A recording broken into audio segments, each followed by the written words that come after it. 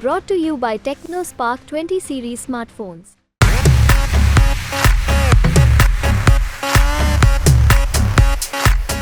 नीतीश कुमार के बयान पर तेजस्वी यादव ने तीखा हमला बोला है। उन्होंने कहा है कि पता नहीं उनको यानी कि नीतीश कुमार इस तरह का भाषण नीतीश कुमार को जो देता है वो कौन लिखता है, जिसके भाषण को वो बोलते हैं परिवार परिवार कर रहे हैं और लग ही नहीं रहा कि लोकसभा का चुनाव है।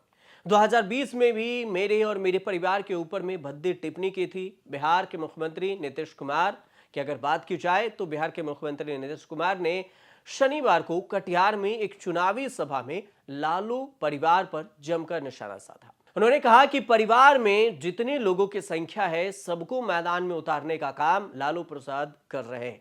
जनता देख रही है कि किस तरह से अपनी पार्टी को परिवार की पार्टी बना दिए हैं। उसके बाद उन्होंने नीतीश कुमार ने बच्चा को लेकर भी बयान दिया कि उनके पास कितने बच्चे हैं, इतने बच्चे पैदा भी नहीं करने चाहिए। नीतीश कुमार का बयान सुनिए। हट गए तब बीवी को बना दिया, अब आजकल बाल बच्चा को अब पैदा तो बहुत कर दिया।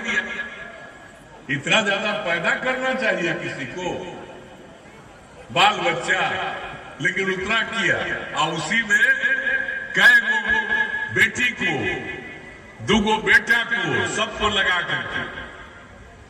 अब आप समझ लीजिए कि ये लोग क्या करते हैं, कहीं कहीं कुछ बोलते रहते हैं तो कहीं पुरानी बात को भूल जाते हैं। इसलिए हम सब जगह आपको बता देना चाहते हैं कि कोई काम नहीं होता था। नीतीश कुमार के इसी बयान पर तेजस्वी यादव ने पलटवार किया और उन्होंने तंज कसते हुए कहा कि नीतीश कुमार हमारे लिए आदरणीय है, सम्माननीय है, उनका अधिकार है हमारे ऊपर, उनको जो कहना है कहें, उनका हर वाक्य हमारे लिए आशीर्वाद वचन होगा। सवाल तो यह है कि क्या व्यक्तिगत बात बोलने से बिहार के लोगों का भला होगा?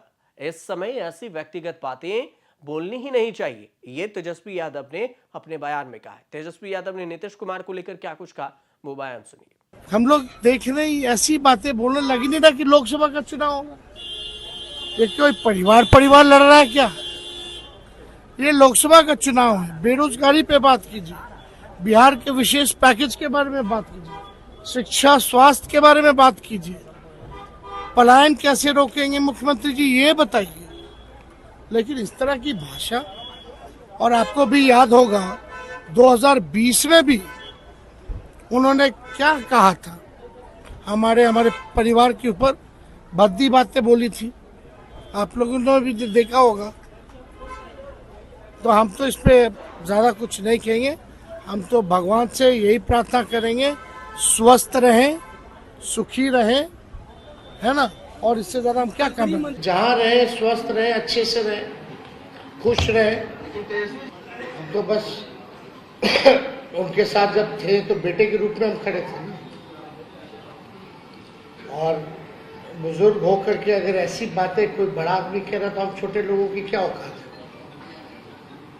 और संस्कृति में भी नहीं है कि हम इतने बड़े, हमारे पापा के मित्र रहे, पिता तुल्य है, हम क्या बोल सकते हैं।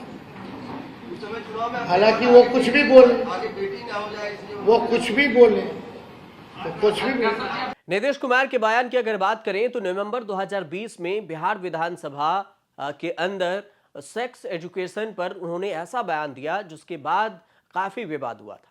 हालांकि हंगामा बवाल विवाद होने के बाद नीतीश कुमार ने माफी भी मांग ली थी और उन्होंने कहा था कि ऐसी उनकी मंशा नहीं थी, वो सिर्फ लोगों को बताना चाह रहे थे कि ऐसा होता है।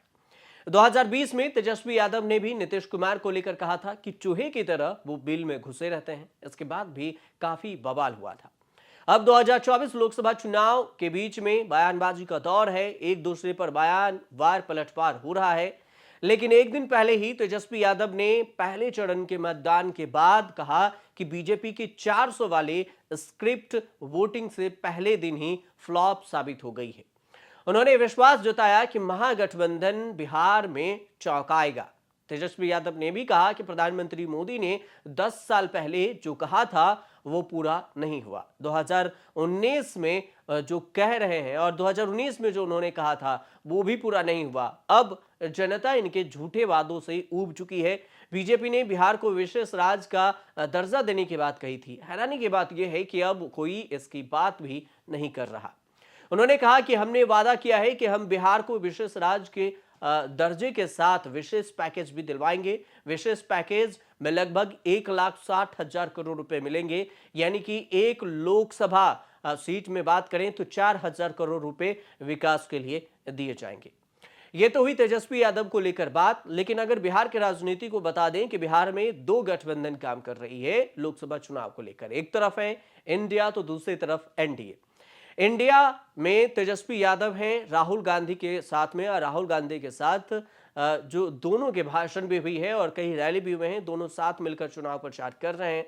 दूसरी तरफ देखा जाए तो इंडिया को छोड़कर नीतीश कुमार अब एनडीए में शामिल हो गए, और उसके बाद नीतीश कुमार प्रधानमंत्री नरेंद्र मोदी और फिर एनडीए के दिग्गज नेता बिहार की 40 लोकसभा सीटों के लिए चुनाव प्रचार कर रहे हैं। और इसी दौर में ये बयानबाजी भी हो रही है। बयानबाजी को लेकर बिहार में जो सरगर्मियां हैं वो काफी तेज है। देखना यह होगा कि इस बयानबाजी का लोकसभा चुनाव पर कितना असर पड़ता है। फिलहाल आप देखते रहिए न्यूज़।